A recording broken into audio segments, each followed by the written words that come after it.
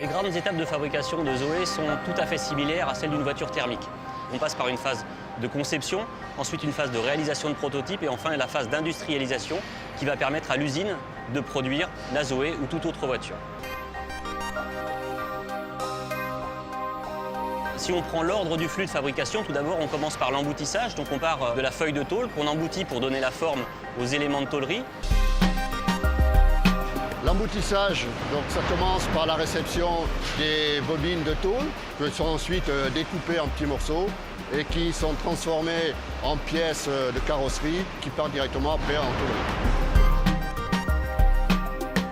Pour s'adapter à l'arrivée du véhicule électrique, il a fallu adapter l'outil de production. Tout d'abord, c'est dans le département tôlerie, avec l'arrivée de quasiment une centaine de robots pour assembler donc, les nouveaux éléments de châssis de cette voiture.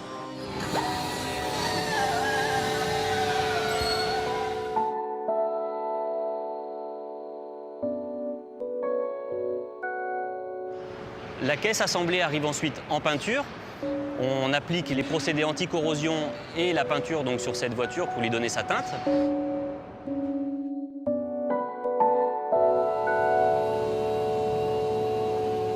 La caisse entre ensuite dans le département montage où on assemble tous les éléments de la voiture pour la voir sortir telle qu'on la rencontre ensuite dans la rue avec ses sièges, ses roues et tous ses équipements.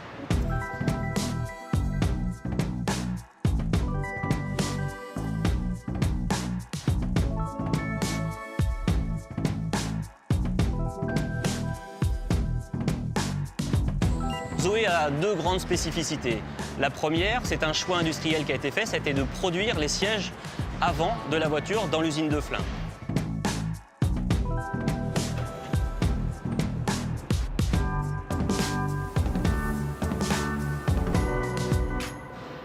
La deuxième spécificité, bien sûr liée au fait que la voiture est électrique, a été de créer de toutes pièces un atelier d'assemblage de la batterie sur le site de Flins. On commence par faire l'assemblage de toute la batterie en zone 60 volts avec la mise en place du carter inférieur, la dépose en automatique des 12 modules qui vont constituer la batterie. Et ensuite, on retourne dans la zone 400 volts où là, on va faire la finition de la batterie et l'envoyer dans le local de charge. Tous les opérateurs qui rentrent dans cet atelier sont obligatoirement habilités sur la connaissance des risques électriques. Par un processus de transfert, on vient amener cette batterie jusque sur la ligne qui est commune avec la Clio, pour assembler donc, la batterie sous le châssis de la Zoé.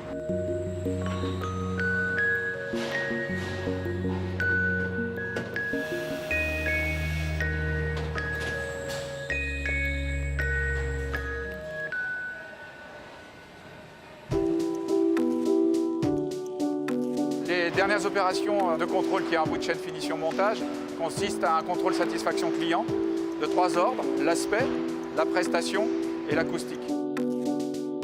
Sur Zoé, on contrôle comme sur un véhicule thermique.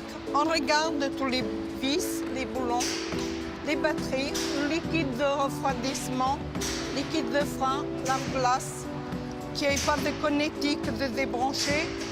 On ferme. Voilà.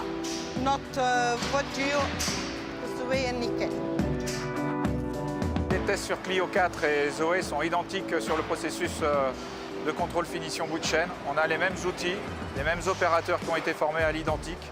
La particularité du contrôle sur Zoé, c'est de vérifier le bon fonctionnement du cordon de charge avec le véhicule par rapport à une borne de charge que l'on pourrait retrouver dans les infrastructures hors entreprise.